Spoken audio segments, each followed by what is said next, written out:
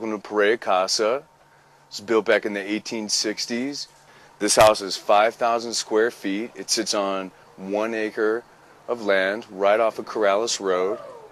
What we're doing here is we're doing what's called a ghost hunting recon. It's not a full investigation. It's more just checking the place out, get some preliminary readings, see if there's really anything worth looking into. As I said, this was built in the 1860s by the Perea family.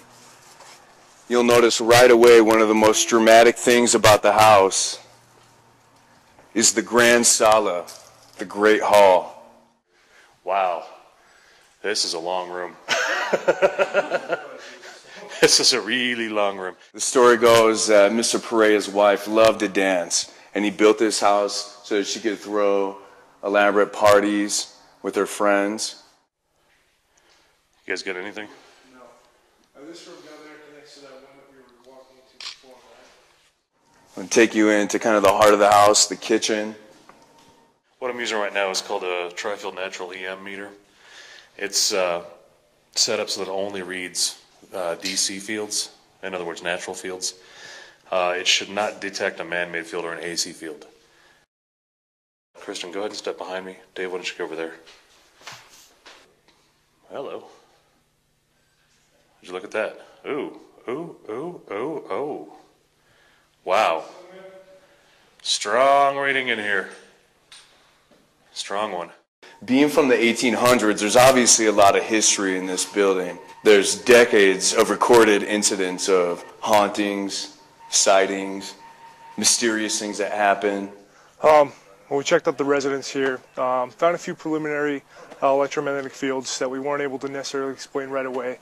Not to say that it's a ghost or it's haunted or not, but that does kind of warrant a further look. So I think what we're going to do is we're going to come back and set up a better camera system, bring in some infrared cameras, things that we can set up and just kind of monitor the location over an extended period of time, maybe a few hours and whatnot, see what we get.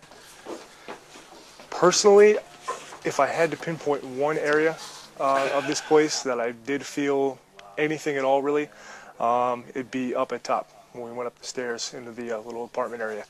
Again, just my personal feelings. We don't use psychics. It's not necessarily to say that we believe or disbelieve in an individual's abilities. You just can't begin to prove the paranormal with something considered paranormal itself. You just get into a big problem with that. But yeah, personally saying, that's the place where I'd say, okay, I thought something may have been there. Again, not the case, but that's what we're going to come back for and see if we can find something. That's great, man. So here we are in the 1,200 square foot grand sala. This is where court used to be held, where many parties, many dances for decades have been held here. In fact, I'm sure there's still many people in New Mexico who remember coming to this house for just such an event. And probably many of them have stories of hauntings and other mysterious things that have been known to happen here. All of this history is also available for sale for $995,000.